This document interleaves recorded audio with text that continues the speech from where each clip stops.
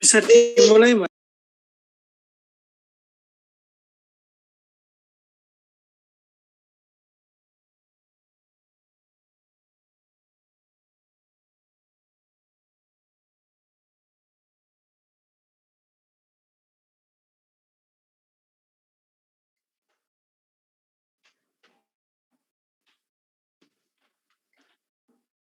Assalamualaikum warahmatullahi wabarakatuh. Selamat siang. Sebelumnya mohon maaf Pak, saya tidak bisa on cam dikarenakan kamera saya tidak bisa menyala.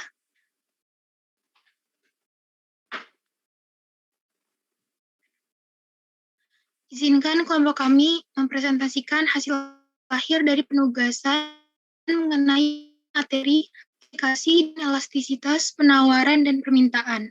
Sebelumnya, saya akan perkenalkan anggota kelompok, yaitu saya sendiri, Cynthia Indah Yustriana, Ayu Purwaningsih, dan Muhammad Naufal.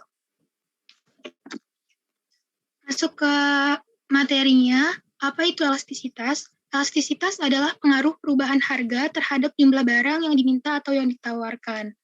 Lalu, apa itu elastisitas permintaan? Elastisitas permintaan adalah tingkat kepekaan perubahan jumlah barang yang dibeli terhadap perubahan harga barang tersebut. Lalu, jenis elastisitas permintaan. Yang pertama ada elastis, yaitu jika presentasi perubahan jumlah barang yang diminta lebih besar daripada perubahan harga. Lalu ada inelastis, yaitu jika presentasi perubahan jumlah barang yang diminta lebih kecil daripada presentasi perubahan harganya. Yang ketiga ada elastisitas uniter, adalah jika presentasi perubahan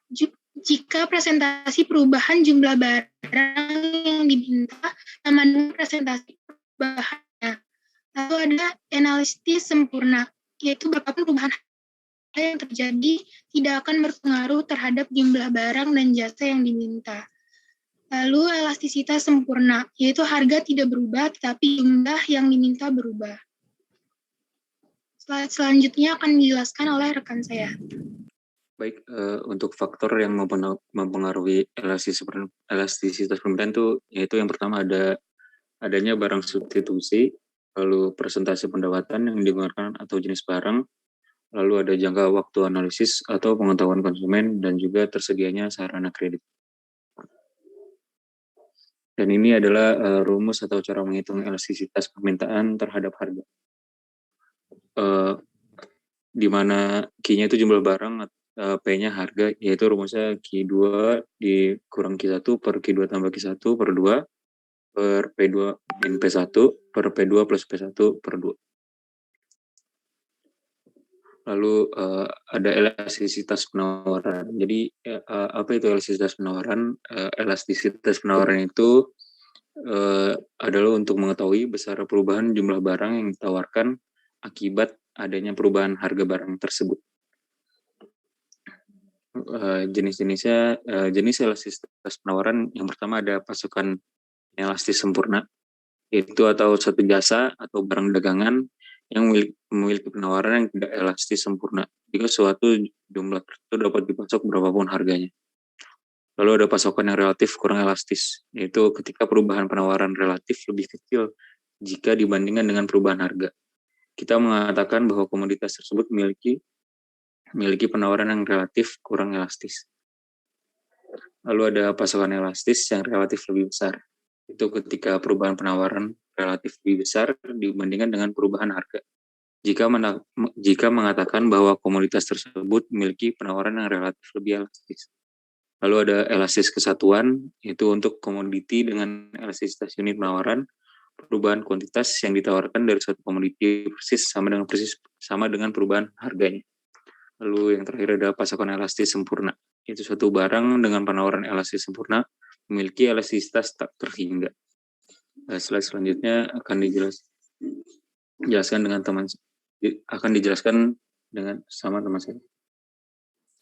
Yang selanjutnya, elastisitas penawaran ini memiliki faktor yang mempengaruhi, yaitu ada sifat industri, definisi komoditas, waktu, ketersediaan barang, banyaknya produsen yang memproduksi barang tersebut, dan juga inovasi teknologi.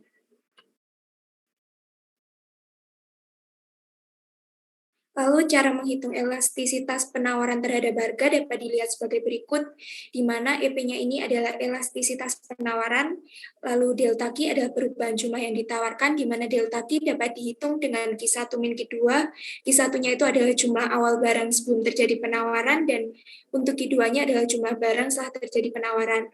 Lalu untuk delta P ada perubahan harga, di mana delta P dapat dihitung menggunakan P1 min P2, di mana P1 adalah harga awal dan P2 untuk harga setelah penawaran. Lalu berikut juga cara untuk menghitung elastisitas penawaran. Ini masih sama definisinya, EP-nya tadi adalah elastisitas penawaran, Q-nya untuk jumlah barang, dan P-nya untuk harga. Berikut tadi adalah presentasi dari kelompok kami mengenai aplikasi dan elastisitas penawaran dan permintaan. Apabila ada kesalahan kata, kami memohon maaf yang sebesar-besarnya. Sekian dan terima kasih. Baik, terima kasih. Kita lanjutkan ke contoh dari elastisitas. Ya, terima kasih Mbak Ayu, Mas Naufal, sama Mbak Cynthia. Kita ke tim berikutnya untuk contoh soalnya.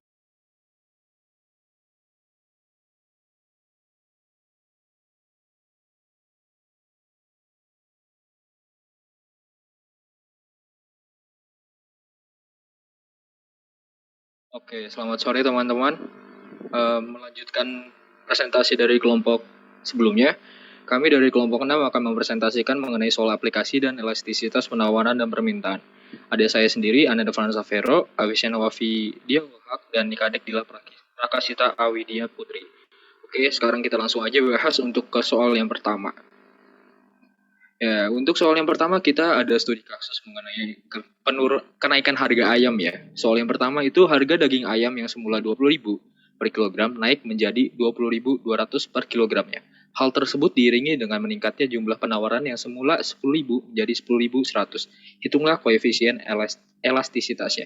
Oke, untuk di sini kita asumsikan bahwa harga itu adalah price dan Q itu sebagai quantity.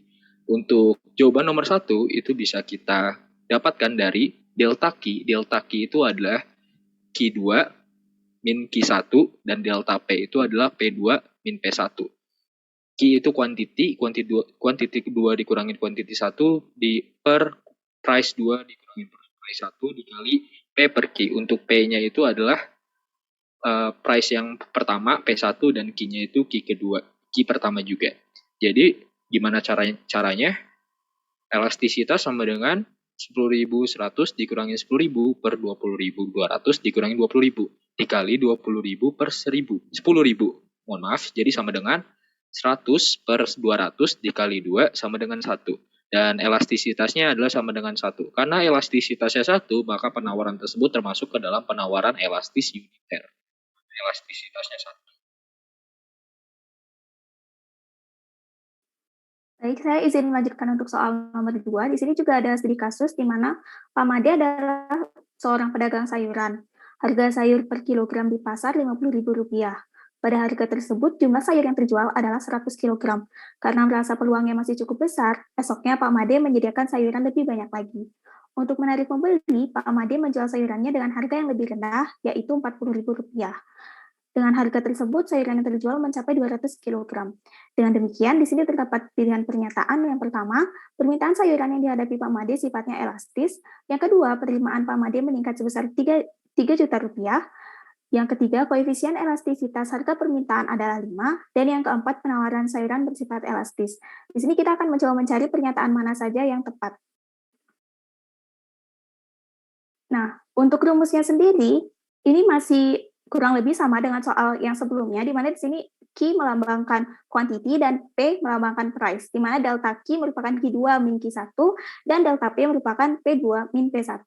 Di sini kita untuk mempermudah bisa menggunakan diketahui terlebih dahulu yang bisa dilihat pada slide. Lalu untuk delta Q-nya kemudian ditemukan 100, kemudian delta P-nya adalah min 10.000.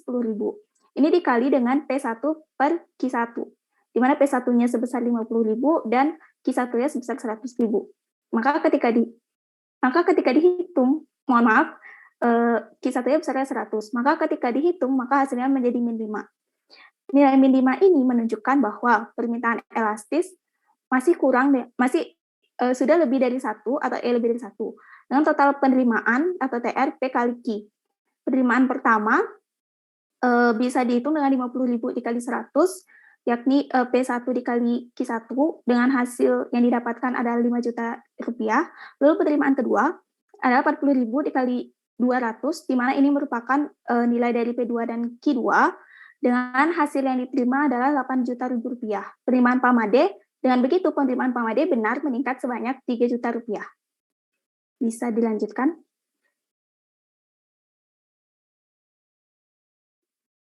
Lalu lanjut untuk soal nomor 3, yaitu harga DVD player di toko elektronik mengalami kenaikan dari yang awalnya Rp500.000 menjadi Rp1 juta. Perubahan harga diikuti dengan naiknya permintaan jumlah barang yang awalnya 150 unit menjadi 100 unit. Hitunglah koefisien elastisitasnya.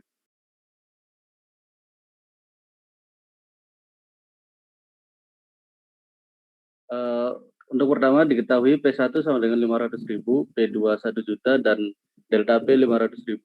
Q1 150 unit, Q2-nya 100 unit, jadi delta Q-nya min 50. Lalu kita masukkan ke dalam rumusan tadi dengan perhitungan seperti berikut. ED sama dengan delta Q dibagi delta P dikali P dibagi Q. Min 50 dikali min 50 dibagi 500.000 dikali 1 juta dibagi 100.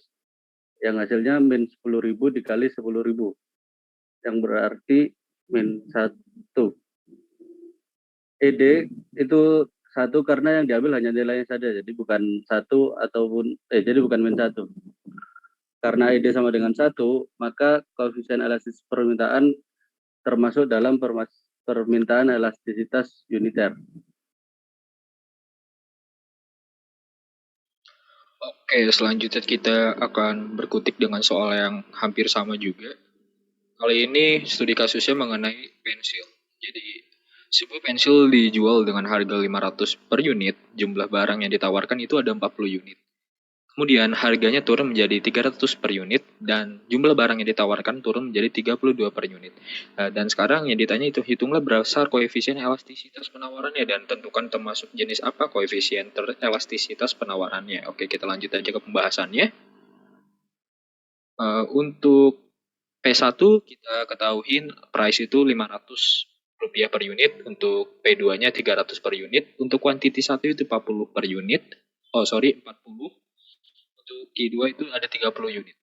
Dan sekarang kita cari delta P-nya. Karena delta P itu merupakan P2 min P1, maka di sini 300 min 500. Jadi min 200. Untuk delta Q-nya itu Q2 min Q1, 32 dikurangin 40, jadinya min 8. Dan untuk elastisitasnya masih menggunakan rumus yang sama. Delta Q per delta P dikali P1 per Q1. Untuk delta Q-nya min 8, delta P-nya min 200 dikali 500 per 40. Dan hasilnya itu 0,04 dikali 12,5 sama dengan 0,5. Dari sini kita ketahui bahwa elastisitasnya itu atau koefisien penawarannya itu kurang dari 1. Maka studi kasus ini masuk ke dalam jenis penawaran inelastis karena elastisitasnya kurang dari 1. Oke.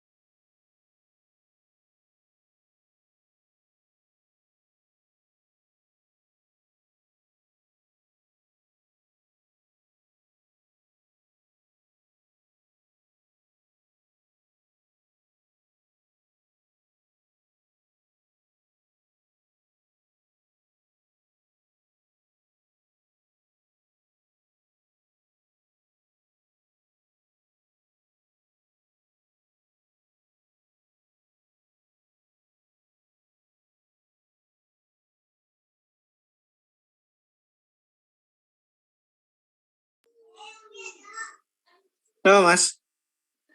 Ya, baik, saya izin untuk melanjutkan. Mohon maaf, Pak, tadi terdapat kendala. Untuk soal nomor 5, kita bertemu dengan soal hitungan lagi, di mana Mas Anton menjual buah di pasar dengan harga Rp12.000 per kilogram, dan ia meminta permintaan buah sebesar 700 kilogram. Suatu ketika, ia menaikkan harga buah menjadi Rp14.000 per kilogram. Akibatnya, permintaan buah turun dari yang awalnya 700 kilogram menjadi 600 kilogram. Berapakah koefisien elastisitas permintaan barang tersebut dan termasuk jenis apakah permintaan ini? Jadi untuk pembahasannya bisa dilihat, jadi diketahuinya juga bisa ditulis di mana P tetap menjadi price dan Q merupakan quantity seperti yang tadi. Dengan delta P merupakan P2 min P1 ditemukan harga sebesar Rp2.000, lalu delta Q-nya Q2 min Q1 ditemukan perbedaan sebesar min 100 kg. Lalu untuk penawaran elastisitasnya dengan rumus delta Q per delta P dikali P per Q. Jadi bisa dimasukkan angkanya itu min 100 per 2.000 dikali 12.000 per 700. Maka ditemukan angka sebesar min 0,86. Karena nilainya negatif, maka diambil absolutnya saja, hanya mutlaknya saja, yaitu 0,86. Maka nilai dari penawaran koefisien elastisitas ini sebesar 0,86, yang mana kurang dari 1. Karena kurang dari 1, maka koefisien elastisitas ini tergolong ke dalam permintaan inelastis.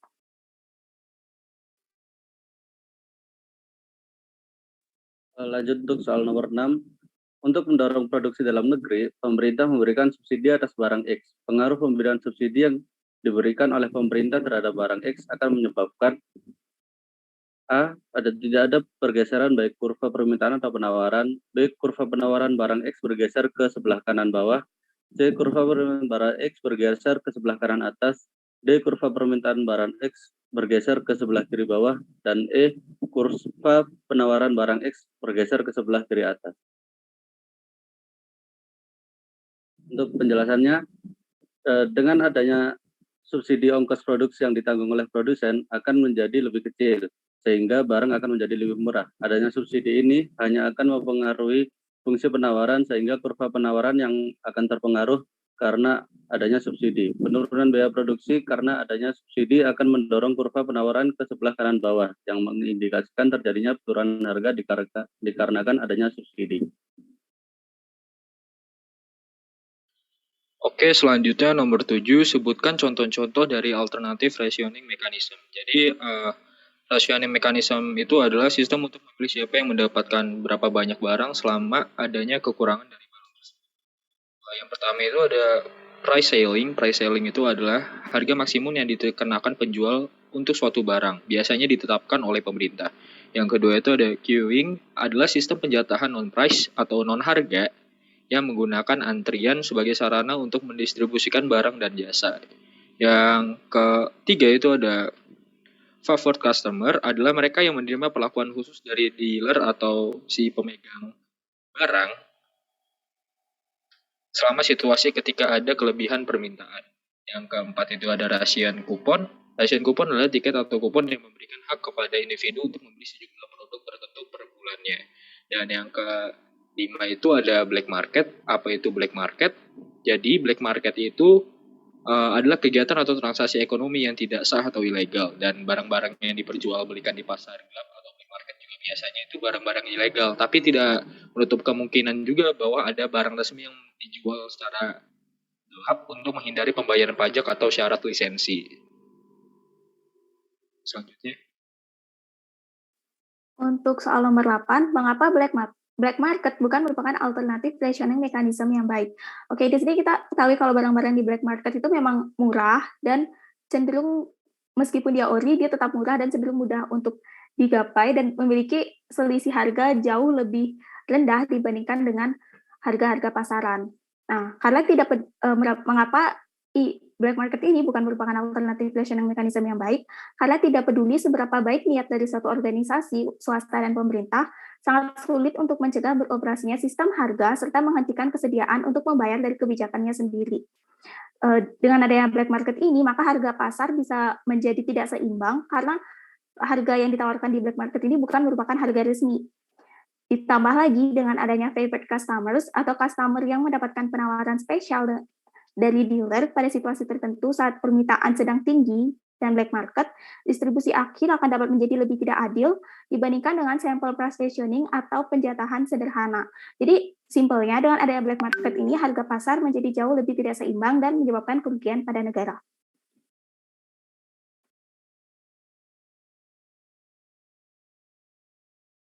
Terima kasih dari kelompok kami. Kurang lebihnya mohon maaf, kami akhiri. Dapat dilanjutkan ke presentasi berikutnya. Baik, terima kasih Mas, Mbak. Tadi sudah ada contoh-contoh ya, perhitungan juga tentang black market juga. Saat ini di perekonomian Indonesia saat ini ya, hati-hati dengan barang-barang ori dan bukan ori ya. Kalau kita pakai prinsip perusahaan di manajemen pemasaran, memang ada beberapa perusahaan itu yang memutuskan untuk menjual produk bukan ori.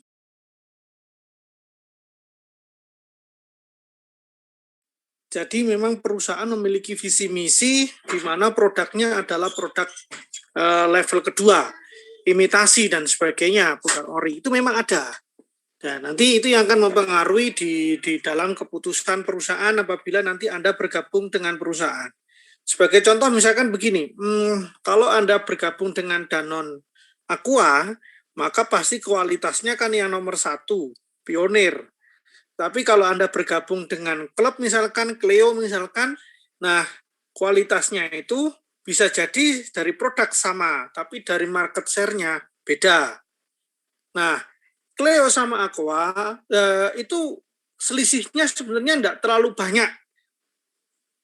Nanti beda lagi ketika produk-produk air minum dalam kemasan yang ada di daerah-daerah. Nah, itu untuk bersaing dengan yang besar juga susah. Nah, berkaitan dengan itu, maka sebenarnya di dalam perekonomian Indonesia saat ini, itu banyak perusahaan yang memang memposisikan dia tidak ori. Dan itu sah-sah saja ya. Yang menjadi masalah itu adalah ketika dia menampilkan promosi atau iklan ori dan barang tidak ori, itu penipuan. Tetapi ketika memang dari awal menyampaikan bukan ori, kualitas bagus, bahasa yang begitu, nah itu yang perlu diwaspadai.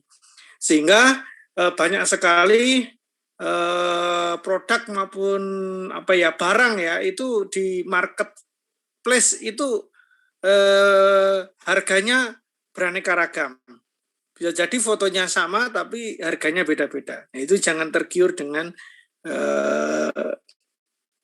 harga-harga yang miring.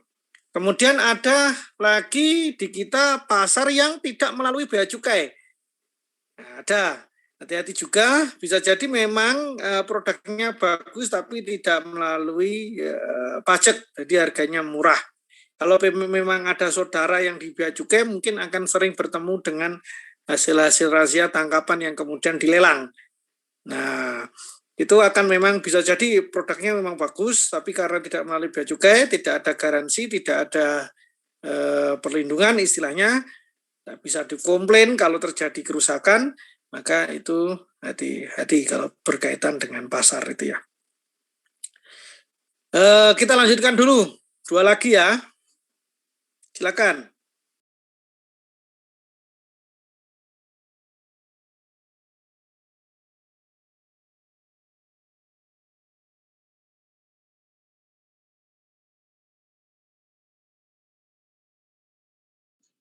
Baik, apakah langsung saya mulai, Pak?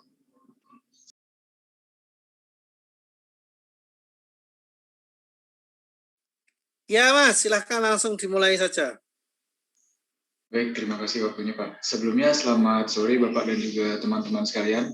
Hari ini kami dari kelompok 7 akan mempresentasikan materi mengenai perilaku rumah tangga dan juga pilihan konsumen. Sebelum masuk ke materi, izinkan kami untuk memperkenalkan diri. Pertama-tama saya Putu Artayasa dan teman saya Muhammad Alfadani dan juga Wilfried Rainat Nugroho. Untuk materi pertama akan dibawakan oleh Alfa.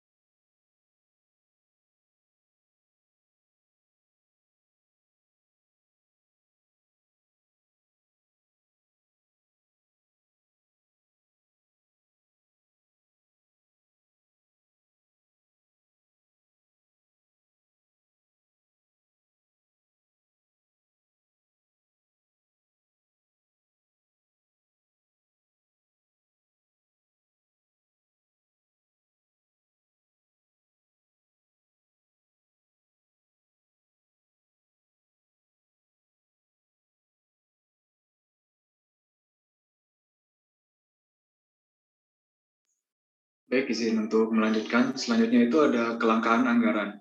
Nah, ketika pendapatan konsumen dialokasikan seluruhnya untuk membeli hanya dua barang, yaitu X dan Y, pendapatan konsumen dapat dihitung dengan rumus sebagai berikut. Pendapatan konsumen itu kita lambangkan dengan huruf I. Rumusnya adalah X dikali PX. PX itu adalah harga barang X, dan juga ditambah Y dikali PY. Y itu adalah jumlah barang Y, dan juga PY adalah harga barang Y.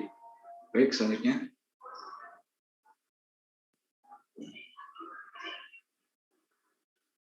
Selanjutnya yaitu membahas mengenai garis anggaran.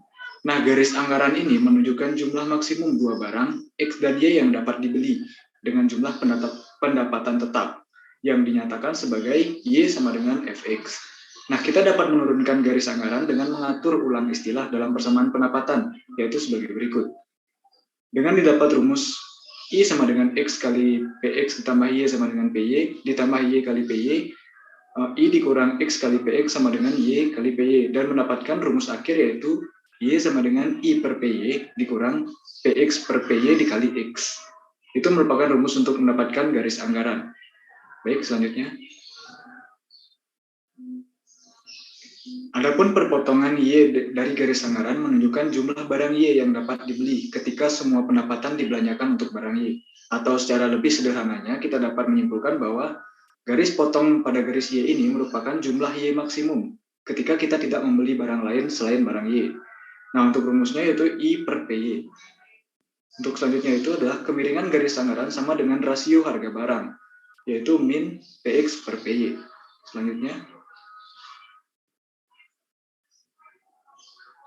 Selanjutnya membahas mengenai dasar pilihan, utilitas. Utilitas itu sendiri adalah suatu kepuasan atau penghargaan hasil produk aktif terhadap alternatifnya, atau biasa disebut dengan dasar pilihan. Nah, utilitas sendiri ada dinamakan utilitas marginal, yaitu kepuasan tambahan yang diperoleh dengan konsumsi atau penggunaan satu unit lebih dari sesuatu. Next.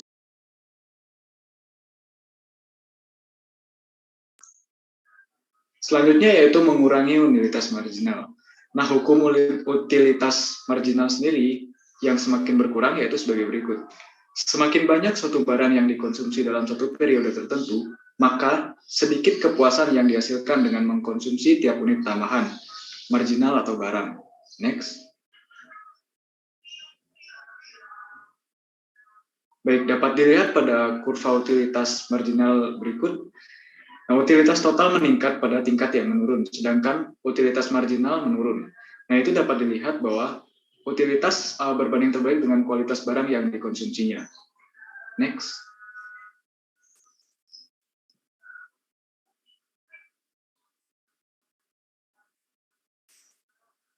Oke, bisa dilanjut.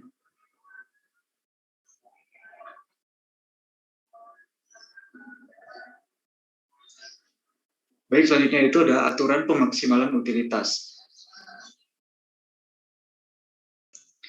Konsumen yang memaksimalkan utilitas menyebar pengeluaran mereka sampai kondisi seperti berikut. Nah, untuk kondisinya itu dapat dilambangkan seperti rumus sebagai berikut. MUX per PX sama dengan MUY per PY. Dengan keterangannya sebagai berikut. MUX itu adalah utilitas marginal yang diperoleh dari unit terakhir X yang dikonsumsi. Sedangkan MUY itu adalah utilitas marginal yang berasal dari unit terakhir Y yang dikonsumsi. Y adalah jumlah barang Y yang dibeli, PX adalah harga barang X, dan PY adalah harga barang Y. Selanjutnya yaitu utilitas marginal yang berkurang dan permintaan yang menurun. Seperti pada grafik kurva berikut, berkurangnya utilitas marginal membantu menjelaskan mengapa permintaan menurun. Sedangkan utilitas marginal turun dengan setiap unit tambahan yang dikonsumsi, sehingga orang tidak mau membayar sebanyak itu. Next. Baik, selanjutnya akan dijelaskan oleh rekan saya, Wilfried. Ya. Untuk selanjutnya yaitu perubahan harga mempengaruhi rumah tangga. Itu ada dua efek. Yang pertama efek pendapatan dan efek substitusi. Efek pendapatan atau income effect adalah perubahan permintaan untuk barang atau jasa yang disebabkan oleh perubahan pendapatan real yang mencerminkan daya beli konsumen. Salah satu sumber utama pendapatan nominal adalah upah atau gaji. Jadi bila konsumsi berubah, jadi singkatnya konsumsi berubah karena daya beli berubah. Bila pendapatan suatu konsumen itu naik, maka daya belinya akan naik, dan juga sebaliknya. Bila pendapatannya menurun, maka juga daya belinya juga menurun. Namun bila harga produk menurun, maka daya beli akan menaik, dan sebaliknya. Lalu yang selanjutnya, efek substitusi. Efek substitusi adalah kecenderungan konsumen untuk menggantikan barang yang lebih murah dan menjauhi barang yang lebih mahal. Jadi, jika ada harga barang yang naik, konsumen akan cenderung membeli barang pengganti. Dan jika harganya jatuh, konsumen akan membeli barang tersebut lebih banyak. Jadi, dapat dimisalkan bila harga produk naik, maka konsumen akan membeli barang pengganti. Dan bila harga produk turun, maka konsumen akan membeli lebih banyak.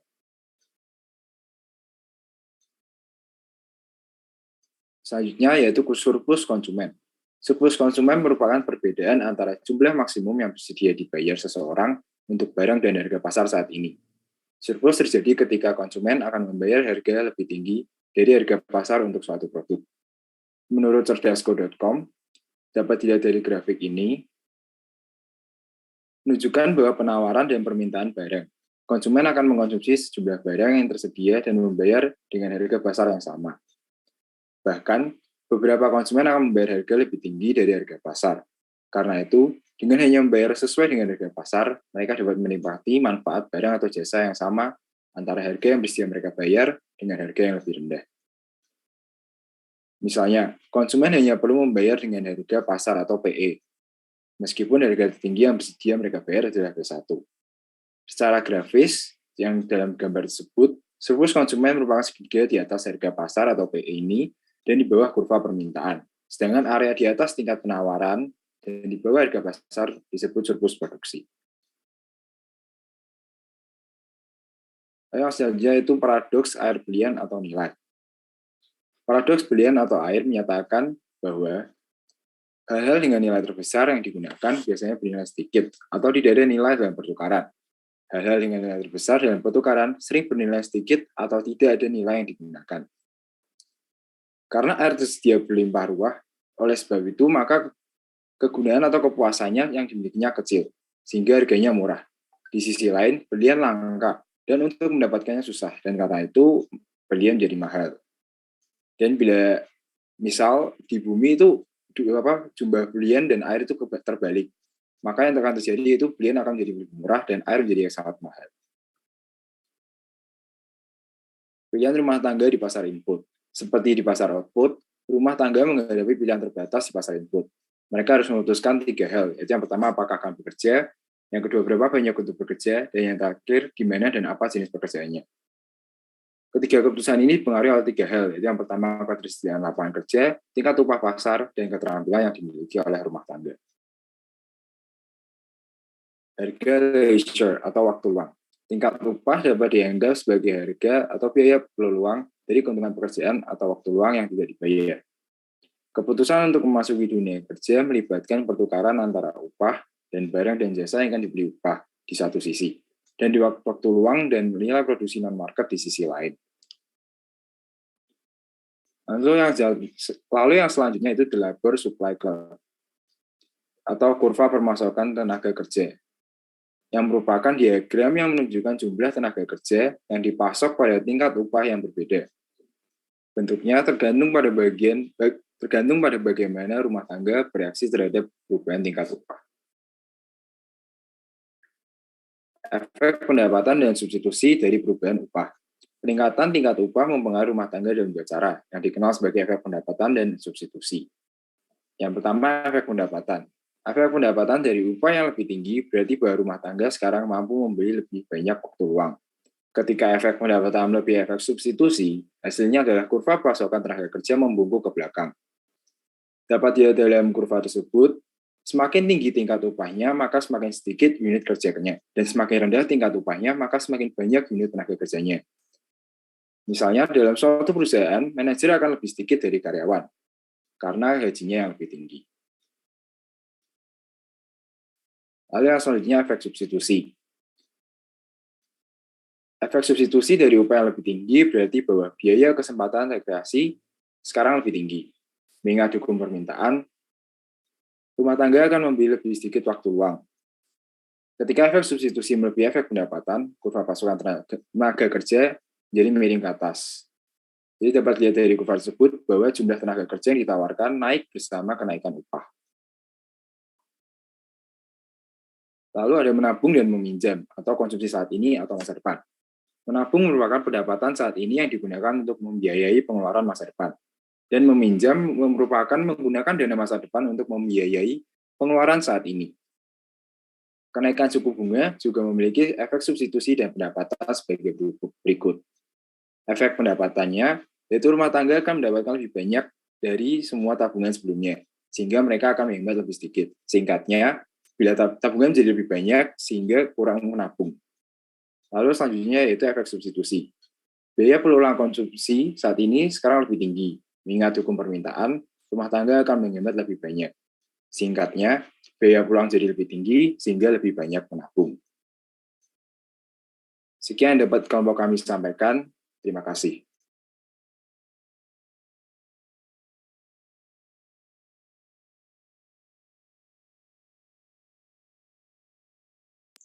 Baik, untuk selanjutnya bisa dilanjutkan kelompok berikutnya. Sekian dari kelompok kami.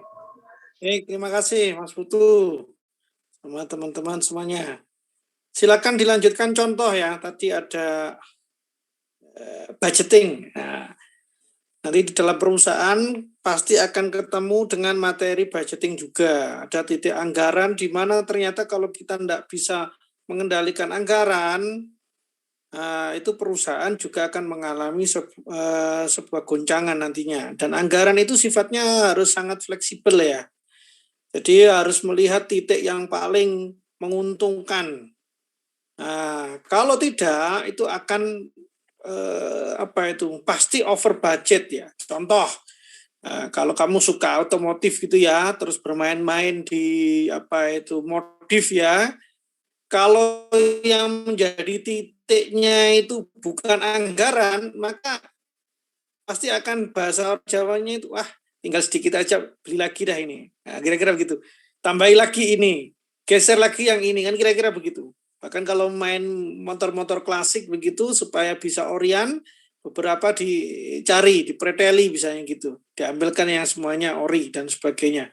Itu kalau tidak ada anggaran, tidak ada budgeting di situ, maka akan ada yang namanya over budget yang kemudian bisa menyebabkan kalau di perusahaan kebangkrutan karena salah langkah. Jadi tidak sesederhana ketika kita melihat rumus tadi ya, ada titik di mana titik optimal, tidak sederhana itu. Pelaksanaannya nanti agak rumit. Nah, karena kita harus memilih nanti. Contoh kalau di perusahaan, waktu saya KKNP dulu, waktu mahasiswa di Pertamina, Pelumas, ada beberapa supplier yang menjadi pemasok kemasan, juga pemasok bahan bakunya untuk Pertamina. Nah, kita harus melihat dari supplier-supplier yang ada itu, kita harus menilai mana yang paling menguntungkan. Ada yang jarak tempuh lead time produknya, bahan bakunya lama, tapi kualitasnya terjamin. Ada yang cepat, tapi kadang kemasannya atau kualitas kemasannya jelek. Dari hasil sampling, paling banyak, paling sering mengalami kerusakan. Tetapi terkadang perusahaan mengalami permintaan yang tidak sama dengan forecast. Ada yang harus lembur, sehingga ketika barangnya habis, bagaimana harus segera diisi. Nah, itu kalau tidak memiliki perencanaan anggaran yang bagus, maka itu bisa menyebabkan hutang. Biasanya perusahaan selalu memiliki dana taktis ya. Dana yang digunakan sewaktu-waktu apabila mengalami sebuah kejadian yang di luar prediksi ya. Supaya tidak hutang ke perbankan, tidak menjual aset. Dana itu biasanya ada sekian persen dari totalnya ini. Nah, nanti kalau Anda megang di situ, itu yang harus menjadi wawasan, dan itu stylenya ada sendiri. Terkadang berdasarkan insting ya. Kok bisa Pak? Ketika kalian sudah sering memegang itu, Anda akan memiliki insting nanti. Jadi semacam, ini seharusnya kita pakai pelanggan yang mana atau supplier yang mana kan gitu. Baik, next. Satu lagi sebelum maghrib ya. Silakan. Baik Pak, izin untuk share screen Pak.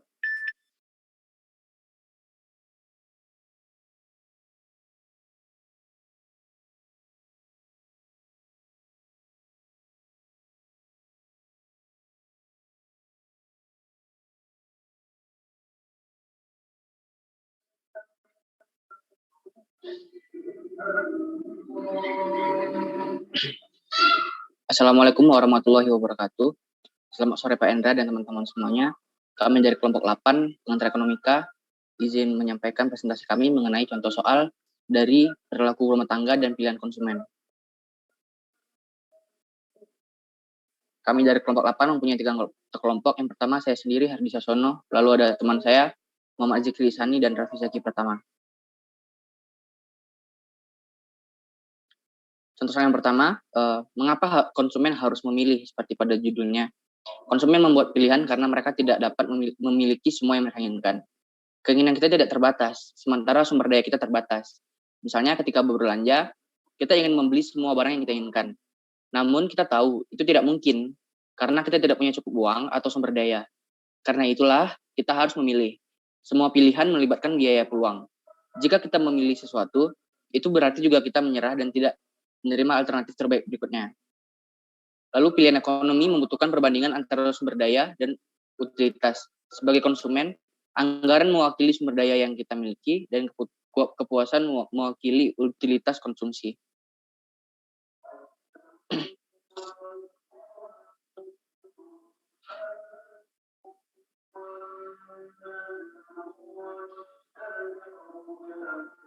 Soal yang kedua, apa yang dimaksud dengan nilai pakai dan nilai tukar dalam perilaku konsumsi? Nilai pakai merupakan nilai suatu barang yang didapat karena kemampuannya untuk memenuhi kebutuhan. Lalu sementara itu, nilai tukar adalah nilai suatu barang yang ditentukan karena kemampuannya dipertukarkan dengan barang yang lain. Selanjutnya akan dijelaskan oleh teman saya.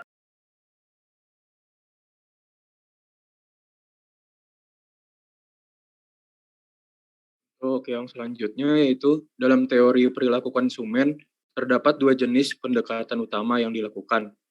Apa 2 pendekatan tersebut? Kardinal, yang merupakan teori perilaku konsumen terdapat salah satu pendekatannya kardinal, yaitu gabungan dari pendapat para ahli ekonomi aliran subjektif. Pendekatan ini bisa dianalisis dengan menggunakan konsep utilitas marginal. Lalu pendekatan yang kedua yaitu ordinal, anggapan bahwa utilitas suatu barang tidak perlu diukur, hanya cukup diketahui saja. Konsumen sendiri yang mengurutkan tinggi rendahnya utilitas yang diperoleh dari mengonsumsi sejumlah barang atau jasa.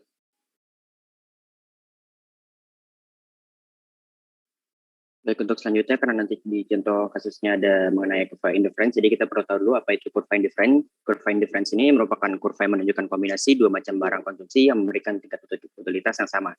Nah, ciri-cirinya itu pertama itu turun dari atas ke bawah. Nah, hal ini mengakibatkan pada terjadinya keadaan yang saling meniadakan, kemudian juga cembung ke arah dari titik asalnya, yang menunjukkan jika konsumen ini menambah konsumsi 1 unit barang, kemudian juga jumlah barang lainnya yang akan dikorbankan akan semakin kecil.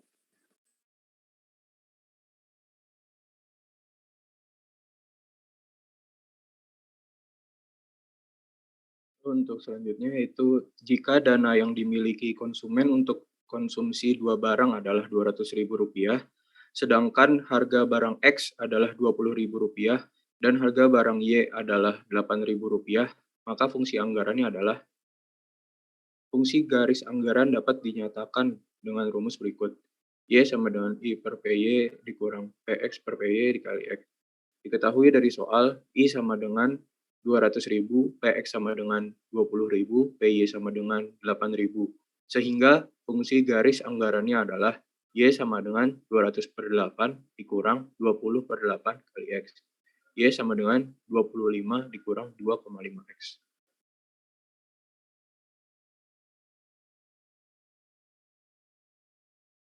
Lalu di sini terdapat contoh studi kasus.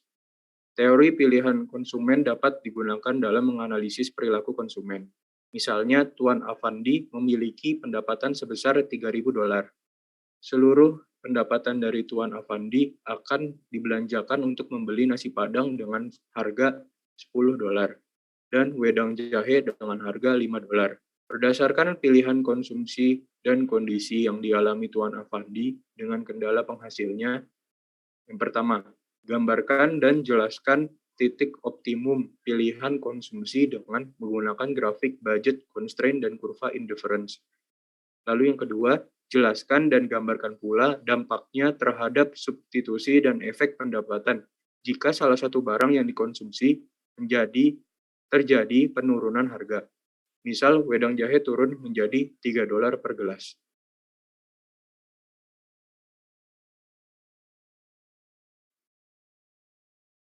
Nah, yang pertama yaitu dari kendala anggaran. Penghasilan terdapat $3.000. Semua dibelikan nasi padang, yaitu $3.000 per $10 per porsi, yaitu sama dengan 300 porsi. Semua dibelikan wedang jahe, yaitu $3.000 per $5 per gelas, yaitu yang menghasilkan 600 gelas. Asumsi proporsi pengeluaran untuk membeli nasi padang dibagi wedang jahe sama dengan 50% dibanding 50%. Lalu terdapat kurva yang seperti berikut.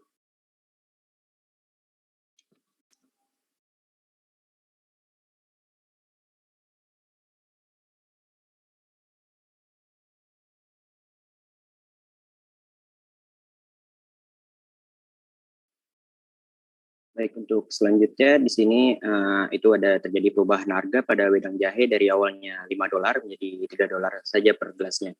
Nah, pada kasus kali ini penghasilannya itu merupakan 3.000. Di sini diasumsikan jika semua penghasilan tersebut dibelikan nasi padang, jadi dari $3.000 itu dibagi dengan $10 per porsi menjadi 300 porsi, sedangkan kalau diasumsikan bahwa semua penghasilan tadi dibelikan wedang jahe, itu sama dengan $3.000 per $3 per gelas menjadi 1.000 gelas. Nah, pada kali ini kita akan mengasumsikan proporsi pengeluaran ini untuk membelikan nasi padang dibandingkan dengan wedang jahenya itu sebesar 50% dibanding 50%. Nah, pada grafik kali ini karena adanya penurunan harga pada wedang jahenya itu menjadi $3, maka grafik budget constraint ini sedikit bergeser ke kanan dari yang awalnya wedang jahenya ini hanya bisa mencapai 600 gelas, karena harga turun itu bisa menjadi 1.000 gelas. Nah, itu tuh dilakuin karena di sini kita memaksimalkan budget apabila hanya difokuskan pada satu variabel aja gitu. Nah, jika di sini tuh harga wedang jahenya itu lebih mahal, maka kuantitasnya ya akan lebih sedikit dari awalnya itu. Kemudian juga pada grafik yang baru, di sini juga nasi padangnya itu lebih naik gitu jumlahnya, kemudian juga wedang jahenya pun juga naik. Di mana pada grafik yang pertama tadi sebelum terjadinya penurunan harga itu titik optimumnya itu terletak pada ya 150 nasi padang dan 300. Kemudian pada grafik yang baru di sini itu lebih naik. Kemudian juga untuk mengetahui substitution efeknya dan income efeknya, itu caranya itu tarik garis sejajar dari budget constraint ini yang baru hingga menyentuh atau menyinggung kurva indifference yang lama. Kemudian untuk menentukan yang mana sih yang substitution efeknya, kemudian juga yang mana income efeknya, itu bisa dilihat dari adanya posisinya itu. Kalau dia itu berada di dalam budget constraint yang lama, nah itu merupakan substitution effect. Sedangkan kalau income effect-nya itu berada di luar dari garis budget constraint yang lamanya. Next.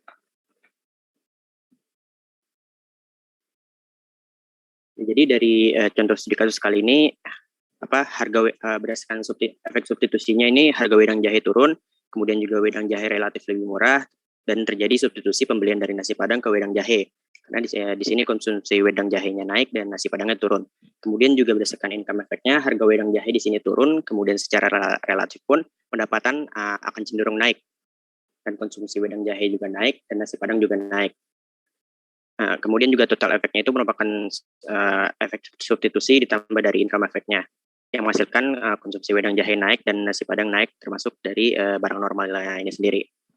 Mungkin itu saja dari kelompok kami, semoga dapat bermanfaat untuk teman-teman semuanya. Sekian, terima kasih. Wassalamualaikum warahmatullahi wabarakatuh. Waalaikumsalam warahmatullahi wabarakatuh. Terima kasih Mas Raffi sama tim. Menarik ya. Bagaimana contohnya tadi, gambar grafiknya berubah, wedang jahe, nasi padang, semuanya dijual dalam bentuk dolar ya. Jadi bagaimana kalau pergeseran itu. Jadi nanti kalau di UTS, yang ditunjukkan adalah tunjukkan grafiknya, gambar grafiknya, kira-kira begitu. Contoh-contoh soalnya sebenarnya juga sangat simpel dan sederhana, cuman kalau yang belum pernah membaca, saya pastikan tidak bisa ngerjakan. Maaf tadi, saya tadi siapa ya? timnya tadi ya. Saya salah sebut nama ya. Ya benar ya Mas Raffi ya, Mas Hardi sama Mas Sikri. Oke baik, terima kasih semuanya. Kita cukupkan ya, sudah sampai 5:30. Silakan makan, minum, istirahat. Kita agendakan untuk pekan depan. Nanti akan saya kasih satu latihan. Silakan dikerjakan di rumah. Pertemuan berikutnya mungkin bisa dibahas bareng-bareng. Selamat sore semuanya. Saya akhiri. Assalamualaikum warahmatullahi wabarakatuh. Waalaikumsalam warahmatullahi wabarakatuh. Terima kasih Pak. Banyak Pak. Terima kasih. Ya Mbak Kade.